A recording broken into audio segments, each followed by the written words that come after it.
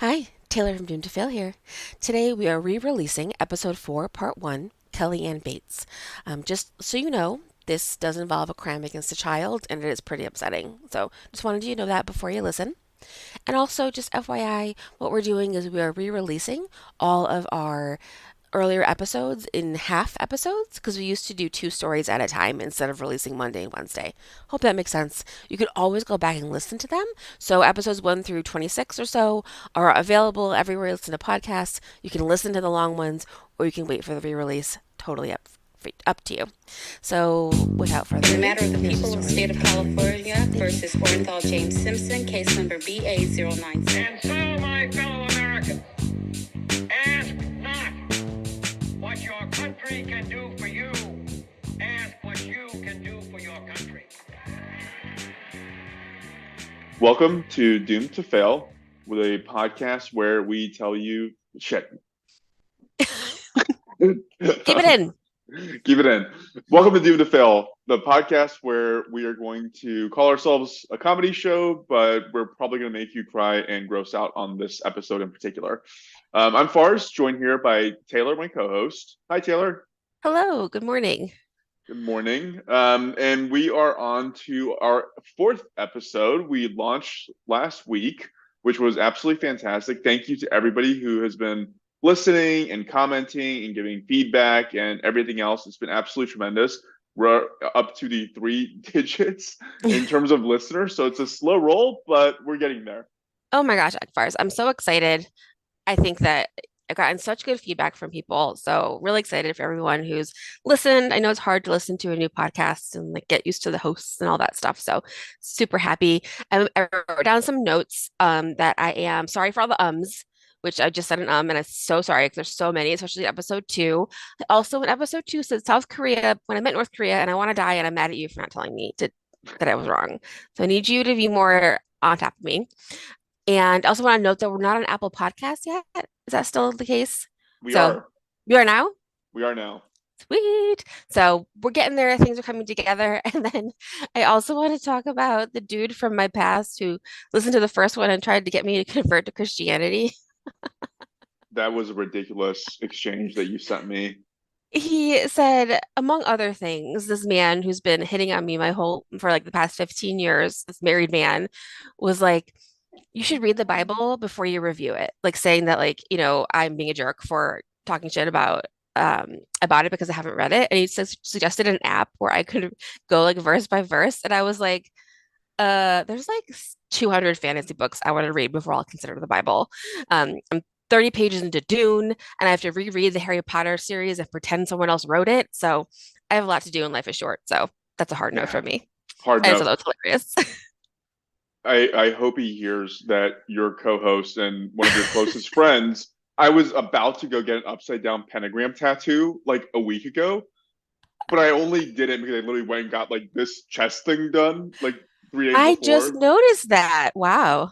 Yeah, I just got that done and was like, maybe I should just chill out on the tattoos for like maybe a few days.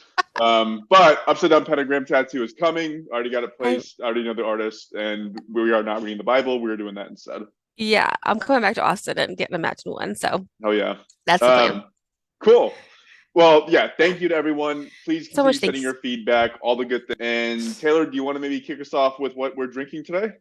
Yes. So our non-alcoholic drink this morning is the physical act of hiding the key to your husband's liquor cabinet during Prohibition. So just it's Prohibition. You don't want your husband to be drinking, so you're hiding the key to the liquor cabinet. And then our alcoholic drink is a beer called Boddington's from a brewery in Manchester. And you are going to talk about why we're going across the pond. I'll let you And start. we're gonna start off with the true crime side of it. Taylor, this is a really bad story. Oh, This is no, really bad. I'm excited. That's why I was thinking to myself that we can only barely even refer to ourselves as a comedy podcast at this point because I'm going to go into the details of what's going on here. So I'm going to start at the top by saying this kind of thing should trigger everybody, obvious. But I know that there are some folks who have gone through domestic violence in their personal life, and if it hits particularly hard for you, then I would advocate skipping ahead to your section, Taylor, and just Mhm. skipping mine entirely this week because it's going to get pretty bad. With that disclaimer out of the way, let's start by going to the subject of today's episode. The two parties to this were Kellyanne Bates and James Patterson Smith. Just to tell you the flavor of what we're getting into, I only heard of this story through our mutually favorite podcast, Last Podcast on the Left. Shout out to those guys. During their episode, Worst Ways to Die. Ooh. That's how this story was surfaced. So again, disclaimer, that's what we're getting into today. Oh, yikes. It doesn't ring any bells. Those names don't ring any bells. So Okay, yeah, I it'll be fresh for you then. So the story yikes. takes place in Manchester, England, which is actually where Boddington is brewed. So there you have it.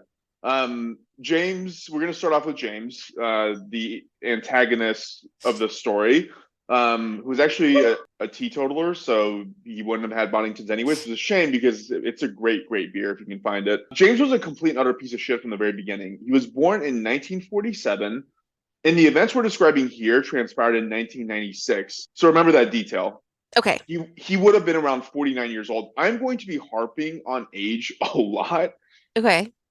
I feel like after the first episode, I was maybe a little bit ageist, and I'm going to be even more ageist during this episode. My sister said Fars is not going to get away with that shit if you guys get famous. So we were laughing about it. So I continue. know. We have a few more months of doing this before I have to shape up there. James's history with women can only be described as violent. Every documented relationship he had, he was physically abusive. He was not surprisingly divorced, the grounds of which were domestic violence. Hmm. And that marriage lasted for 10 years, which really goes to show that it can be incredibly difficult for people to leave relationships that are abusive. Absolutely. Yeah. Yeah, I can't imagine what this woman endured. Given what we're going to learn about James throughout the years, I can only imagine that she experienced what the people that we are about to describe also experienced. Hmm. I also know, far as that, the most dangerous time to leave a relation, like a most dangerous time in an abusive relationship is when you're trying to leave. So it makes it even harder, for people to leave because at that point, that's when the violence really escalates. So, Yeah, we are actually going to go into the psychology of that a little bit later because domestic violence plays such a massive part of this. hmm So that marriage ends, and James has a tendency after that divorce to date much younger than is probably not probably is acceptable. The hmm divorce was in 1980, so he would have been 33. Just doing the math on when he was born, he would have been 33 years old. Again, I'm harping on his age because for me, this is a massive, massive red flag. I get that most men tend to veer younger in their dating lives, but I think a 10 plus year age gap in a couple when the man is already in his 30s is telling hmm of something. I'm not sure exactly what, but I think it is.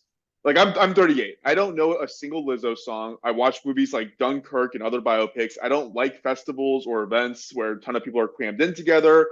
If I have to wait in a line, I'm usually out. So like 20-year-old Oh me yeah. wouldn't really recognize 38-year-old me. So if I ever tell you, Taylor, that I'm dating a 20-year-old, I can only imagine it would be because one, I'm having a midlife crisis, or two, for whatever reason, I need an incredibly lopsided power dynamic in a relationship. Yeah, I think it's definitely the power dynamic. And I think you're right. Like I have nothing in common with like a 24-year-old. So I Yeah, can't imagine, having going on a date with 24-year-olds. And not, I mean, not saying that all 24-year-olds like that, but I feel like for the most part, and just, it's a big difference. Especially yeah. your 20s, because your 20s is such a volatile time, I guess. At my age, I've gone out with several people in their late 20s, like 28, 29. And even that feels like a insurmountable gap in terms of like what things I think about versus what they. It's just not. I don't know. If it works for you, it works for you. But in this case, it definitely does not work, and we're going to discuss it. I'm going to use this conversation in my second podcast, Dating Fars in Austin, where I speak to all the women that you've dated. So stay That tuned for that, that will be very, America. very, very, very. Everybody's excited about that. So going back to James, shortly after his divorce, he begins dating a 20-year-old named Tina Watson. She gets pregnant with his child, and she is quoted later on discussing the abuse. She says, and this is a direct quote: "At first, it was now and again, referring to the abuse, just a little tap, But in the end, it was every day. He would smack me in the face or hit me over the head with an ashtray. He would kick me in the legs or between the legs. Not great stuff. Tina would Yikes. eventually go get out of that relationship. We don't know much about her whereabouts thereafter or the kid. Hopefully and presumably, her and the kid recover and everybody was happy and healthy thereafter. The next relationship that started right after Tina in 1982 was with Wendy Mottershead. Taylor, she was 15 years old. No. Well, I think that that was definitely a sliding, slippery slope that he was on. That's that's a hard no. That one's absolutely wrong. That's not just our opinion. That's an absolute no. Yeah, I don't know how we don't have much details in terms of how this relationship came to be. All we know in one abuse detail that came out in the research of this that he attempted to drown her at one point before Oh the my relationship God. ended. That he that's going to be a pattern for some reason. He just really likes to drown women. I don't like, it's a continuous piece of this. It happened with another relationship that he had too, and the one that we're going to talk to about here ultimately. That's actually what happened to her as well. If you look up pictures of him, he actually looks very similar to David Turpin. Like he's got Ugh. the same mop hair that David has and the Hmm. horrible, horrible skin. He's also a teetotaler and he didn't smoke, which good for him. But in the 1980s, I assume that made him very unusual because I think cigarettes were a health item, weren't they? I think by the 80s, people were kind of starting to understand that maybe they were bad for you. But in the 50s and 60s, yeah, 100%. And like doctors would be like, I'm smoking while I'm giving you a surgery, you know. But I think maybe by the 80s it was starting to tear off. But still, I think it was popular. Like you could smoke in office buildings in America until like the late 90s. So I Yeah. think that it was probably still pretty popular. And And who knows? smoking's delicious and awesome. So Unfortunately, that is also true. And yeah, who knows what was going on in Manchester, England, whether they, I don't know, maybe they're ahead of us, maybe they're not. But also, look, I understand if you're sober because you have a drinking problem. But this is Manchester in the 1980s. I can imagine the pub life had to be awesome to be able to go out and like have a drink with friends and throw darts. I keep going back to that movie. Well, I'm losing it. American Werewolf in London. yes, Do you remember that the bar scene before he's attacked by the werewolf? yes, That's what I yes. imagine these pubs are like. That you can just go in and everybody knows you, and it had to be. It would have been fun, but this guy didn't take part in that apparently.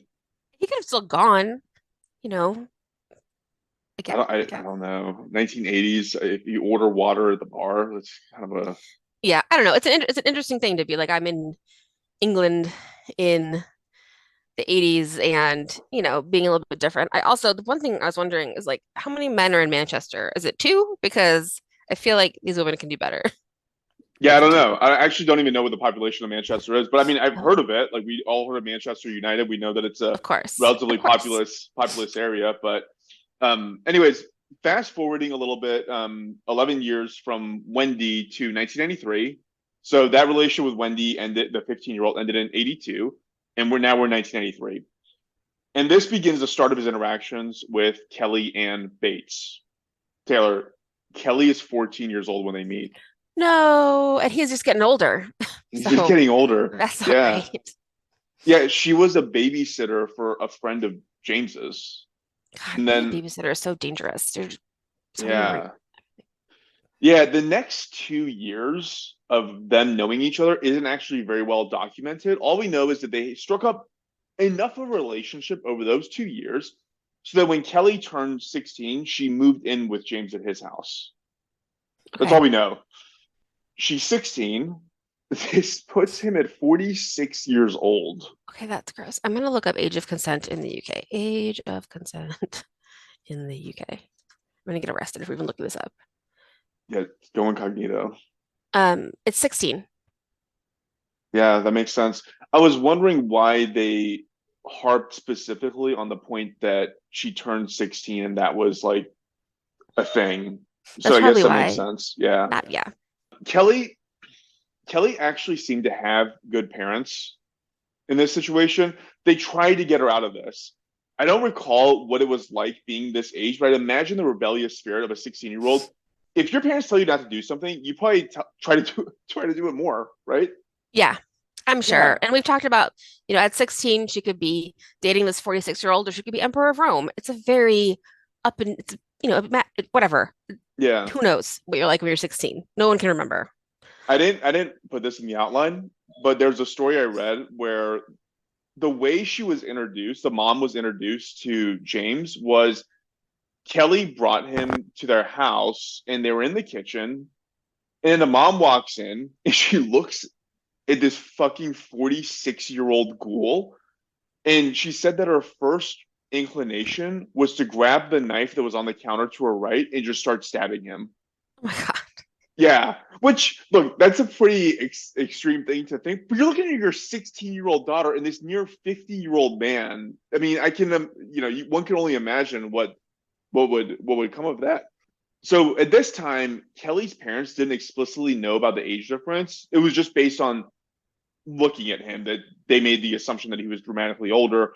Right. He's clearly not another teen, Exactly, exactly. you know.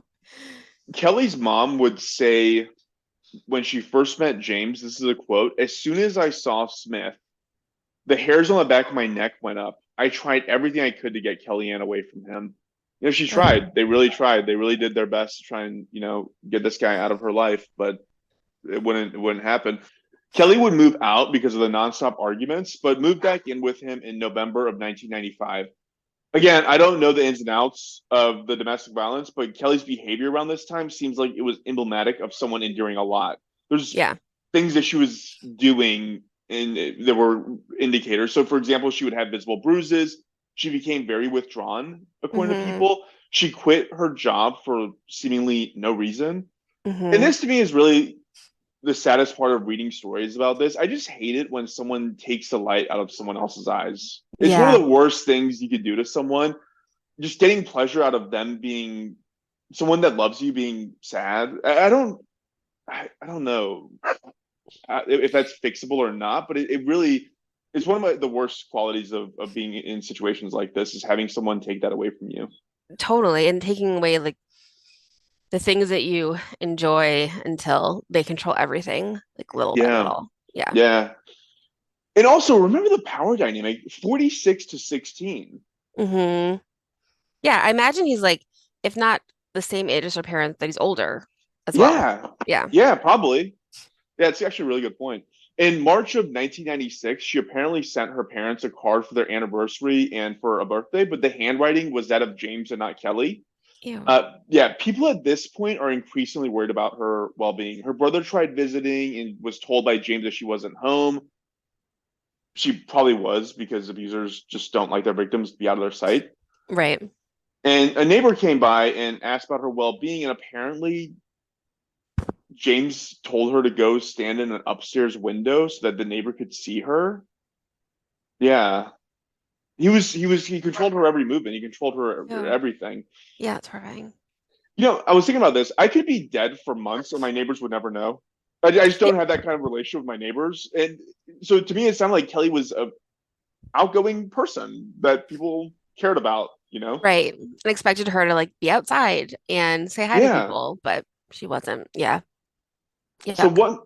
one month after that was March of 96. In April of 1996, James goes to the police and tells them that he accidentally killed his girlfriend during an argument, claiming that she had drowned and he had tried resuscitating her, but it didn't work. Ugh. Yeah, Weird. yeah, Weird to why did he go to the police? Now I'm like, why did he go to the police? Why didn't he just like leave or yeah, yeah. Because wherever? because he already like brushed off everybody else's concerns, right? He already brushed off the brother shows up. Oh, she's not home. Right. It is an unusual move. Although if I dwell on it a little bit, I can imagine that as an abuser, you probably think like she deserved it. Everybody's gonna understand my point of view. Hmm. So police go to the house and they find Kelly naked in the bedroom, and this is where things get horrible. So again, skip Oh my past God, poor this if baby. if you have a particular trigger for gratuitous violence. Police found her blood throughout the entire house. This wasn't a single explosion of violence like it was with Tony Tote last week. Mm-hmm. this was incredibly protracted and deliberate. It was a torture session, essentially. Yeah, and there's no blood involved in drowning, Yeah. So I so think. so interesting fact, she actually died of drowning. Well, yeah, totally. But like also that's crazy there's blood everywhere. So obviously the other stuff was happening. It wasn't like she Yeah. accidentally drowned and nothing else had been wrong, Yeah. right? Yeah, no, that's 100%, 100%. Oh, God, poor baby. So during the last month of her life, so this is the March to April time frame, she'd been kept bound to a radiator or to furniture by her hair or by ligature around her neck. Oh my God. That's the thing. It's a month. That's why this is why it went on the list of worst ways to die. So I have all the injuries written down here, and I almost don't even want to go through them I because know. it's terrible. It's just awful to think anybody endured this. Basically, a child endured this. The list of injuries to her body just sound like James was essentially possessed. Hmm. Taylor, is it fair to say we don't really need to go into all the details here? Yeah, I think that's okay. You can look it up if you really are curious. Kellyanne Bates, the details are out there. I don't really feel like it's going to help anyone to actually talk about this, but we are going to Yeah. talk about we are going to talk about one of the injuries because it's pertinent to what how long this experience dragged on for. The one injury that I will bring up is both of her eyes were gouged out. Oh no. The Oh. the reason that detail is relevant is because the pathologist, a man named William Lawler, who examined her body after she was found, said that the eyes were removed, quote, not less than 5 days and not more than 3 weeks before her death. Oh. So, so this injury happened, and she just lived for possibly weeks. Oh my God, that's terrible. That is Yeah, so scary and that is so awful. yeah. The pathologist also stated, quote, in my career, I've examined almost 600 victims of homicide, but I've never come across injuries so extensive. Oh, Yeah. that's awful. She was obviously starved. She was obviously malnourished. And like I said before, she did die of drowning. Hmm. Yeah. So despite all the other shit that James said, he was telling the truth about how she ultimately passed. Right? She's just in so much pain. I mean, it's not like, Would you even fight? I mean, I feel like you wouldn't even fight back at that point, right? Like, I mean, I don't think you would because all the, I mean, all the emotional abuse, what she's gonna do? Like, he's a grown man and she's a child. And yeah. if she's tied to something, then I mean, there's no, I don't know, I don't think fighting back is even like a thing that could be possible. Yeah. Yeah. Yeah. 100%. And, Ugh, ugh. there was a part of this case that struck me, especially during the trial portion of it. Again, we don't have a ton of details about the inner workings of the relationship, but I would imagine that gaslighting was a huge part of the Hmm. relationship because during the trial, James was quoted as saying, she would put me through hell winding me up. Like, Right. it's It's her like it's fault. her fault. Yeah. Absolutely not. And No. look, I intrinsically know what gaslighting is, but no matter what, I went and looked it up on Wikipedia anyways. And the way it's described is manipulating someone so as to make them question their own reality, Hmm. which I feel goes part and parcel with an abusive relationship. Have you seen, you know, it comes from a movie? Have you seen the movie? I haven't seen the movie, and I It don't know what the connection is to that movie. like it's literally that's where the term comes from. It's called gaslight. It's about a husband who is trying to make his wife think she's crazy, so he keeps lowering the flame on the lights in the house because it was like before electricity, and telling her that she's crazy because she thinks it's getting darker.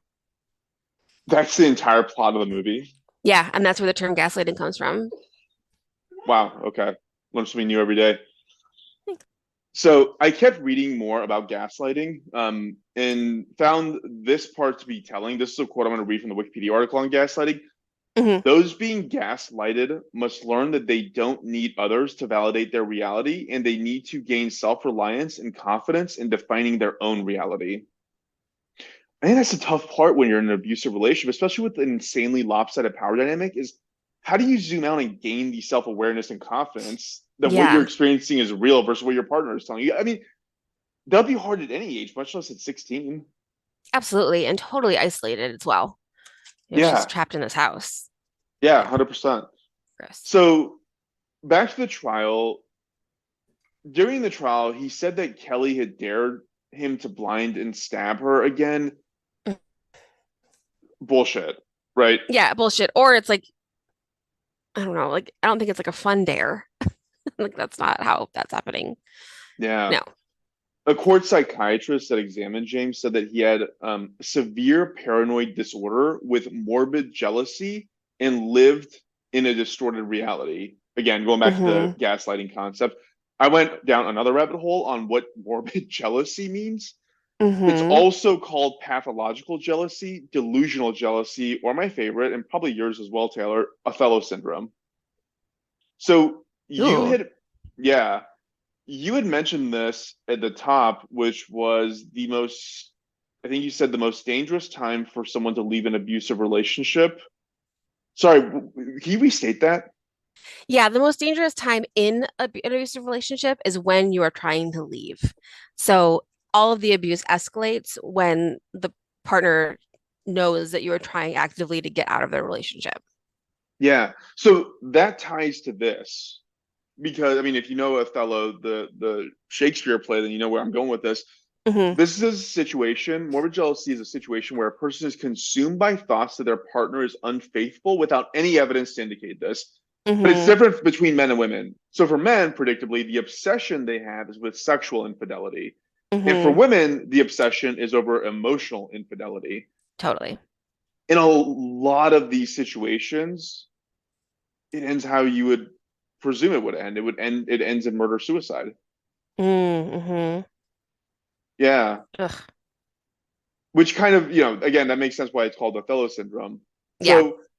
So that's the situation that we had here with James and Kelly, which is an extreme example, but Hmm. I would assume a fairly common example of a situation where someone's in an abusive relation. When I was in law school, I knew somebody that I was in class with who, when we were in our last year before we were going to graduate, she was breaking up with her boyfriend in her car, and the boyfriend shot her in the face in the car, killing her, and then Oh killed himself. no. Yeah, Oh, Fars, I'm so sorry. That's awful. That's yeah. terrible. I hadn't thought of that moment very much until I started researching this case, and I saw this Othello Hmm. syndrome being listed here. I was like, oh my God, I remember that.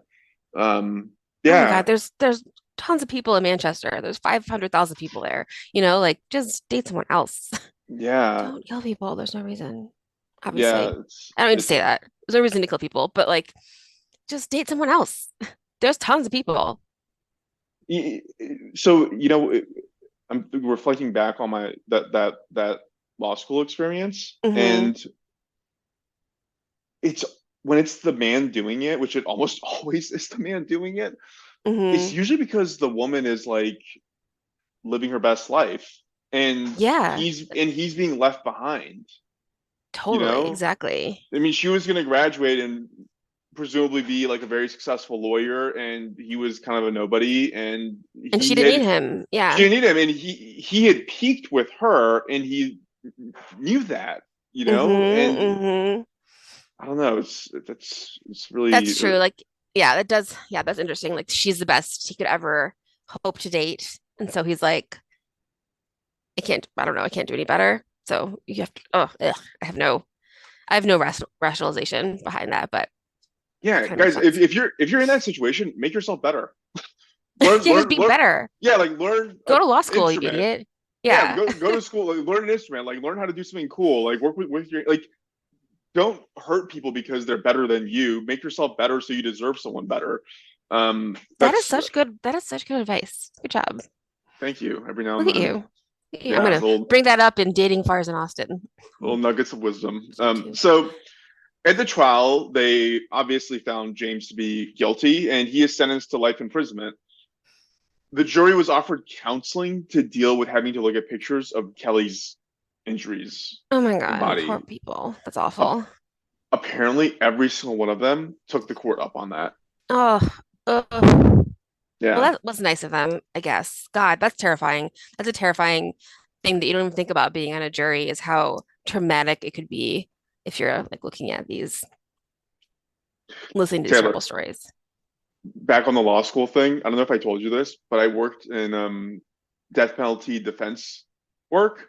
So I worked Ooh. for a law firm that defended people who were subject to the death penalty in Florida. Hmm. The pictures I saw, Oh my God. fucking nightmare Oh fuel my of what gosh. these people No, did to people. I Yeah, imagine. Oh my God. I'm sorry that you went through that. yeah. This I is wonder. terrible. I feel terrible. It's like 9 in the morning. I feel awful. Keep Great, going. great way to start the day, start your Saturday. So let's see. James had his first parole hearing recently. This is Oh my incredible. God. He had a parole hearing in November of 2022. So like fairly recently. He was denied parole. He's obviously still in prison to this day. He's now 74 years old. They described the conditions in which he lived as closed conditions, which Hmm. sounds like solitary confinement to me. I mean, he Yeah. murdered a child. I mean, he's not going Murdered to and do tortured and well. yeah, no. Yeah, he's not going to do well. He's not a tough guy prison person, so he's not going to do well. Right. So I think that they probably, for his own safety, if nothing else, keep him isolated from the rest of the population, and that's Oh where my he God, lives. what an And asshole. hopefully, that's where he dies. Yeah, awful, awful story. Again, the list of shit that this girl went through, there was 150 separate injuries to her body. Mm. Not, if you want to know, go look up the details, but it was an awful, awful experience. And if you are ever in a situation that is veering towards violence, Hmm. find your support system and hold on to your support system, your family, your friends, and do your best to get out of it. I'm gonna put some resources in our notes. I know there's some places that you can go to where like you can erase your browser history, so someone if you're worried that someone's checking that for you and things like that, so you can get help kind of anonymously without your abusive partner knowing. Um, how how was she drowned? Like in the bathtub? Yeah, in the bathtub. Oh, poor kid, poor thing. Yeah, he apparently drowned her in the bathtub, then took her body and put it in the bedroom. Ugh, Yeah. man, I I feel I don't know what he thought would happen when police was. Her eyes were missing. right. It's not that's not like, all the blood everywhere. It's not like she accidentally drowned in the bathtub and everything else is perfectly fine. Like there's blood everywhere. Her eyes are missing. She's obviously been tortured for a really long time. But oops, I killed her. It Yeah. was just like a fun and games. Like that's not fun and games. And I almost feel like we're lucky that he did that because he didn't do it again. That he was abusive, but at least he only killed one person because he definitely would have killed another person. I would imagine, as we were discussing earlier, when someone's life is going one direction and the man feels like they're being left behind, the fact that the abuse escalated from like him punching and kicking the Wendy girl earlier on when he was like younger Hmm. or earlier on in the timeline, maybe because he was approaching his 50s, he went over the hill from 40s, and maybe he just realized like this is the end. Like life is, I'm never gonna get anyone as young and whatever as he thought Kelly was, and that Hmm. was kind of the impetus for that's her graduating law school moment essentially. Oh Is God. like that's the best I'm ever gonna do from here on out. And I wonder what he is thinking. Like his now he has been in jail for 30 years, you know? So it's not like his life ended. His life continued. But I guess he just I don't know. Now he has zero girlfriends. So fuck you. Yeah, yeah. Fuck Wow, him. what Fuck what a piece of shit. James. Total piece of shit. Hope he rots in fucking misery in jail for the rest of his life. But